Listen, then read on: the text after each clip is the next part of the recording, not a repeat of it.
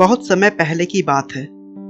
काफी दिनों से बारिश ना होने की वजह से एक गांव में सूखा पड़ गया। हर तरफ हाहाकार मच गया। पानी की कमी के कारण अब लोग मरने लगे थे। गांव में केवल एक ही आचार्य थे जो पढ़े लिखे थे। लोगों ने उनसे इस समस्या के समाधान के लिए कोई उपाय खोजने को कहा। आचार्य ने सूखे को रोकने और गांव में बारिश हो जाए इसके लिए बहुत सारे प्रयास किए, लेकिन कोई भी प्रयास सफल ना हुआ। गांव में सूखे की समस्या पहले की तरह ही बनी रही। गांव के लोगों के सामने सभी रास्ते बंद हो चुके थे।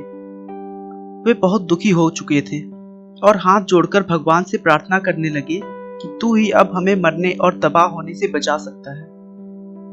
तभी वहां भगवान द्वारा भेजा गया उनका एक दूत प्रकट हुआ और उसने गांव के लोगों से कहा, अगर आज रात गांव के हर व्यक्ति उस कुएं में एक लोटा दूध बिना कुएं के अंदर देखे हुए डाल देगा तो कल से ही आपके गांव में सूखे की समस्या खत्म हो जाएगी और बारिश हो जाएगी।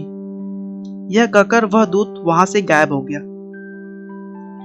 गांव के लोग यह समाधान जानकर बहुत खुश हुए और उन्होंने सभी ग्रामवासियों से कुएं के अंदर बिना उसमें झांके एक लोटा दूध डालने का निवेदन किया। सभी लोग दूध डालने को तैयार हो गए। रात को जब गांव के सभी लोग कुएं में दूध डालने लगे, तब गांव का एक कंजूस व्यक्ति सोचा कि गांव के सभी लोग उस कुएं में तो दूध डालेंगे ही, अगर वह अकेले कुएं में एक लोटा पानी डाल देगा तो किसी को पता नहीं चलेगा।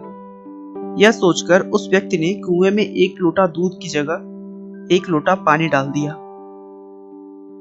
अगली सुबह तक लोगों ने बारिश का इंतजार किया, लेकिन अभी भी गांव में सूखा पड़ा हुआ था और बारिश का कोई नामो निशान तक नहीं दिख रहा था।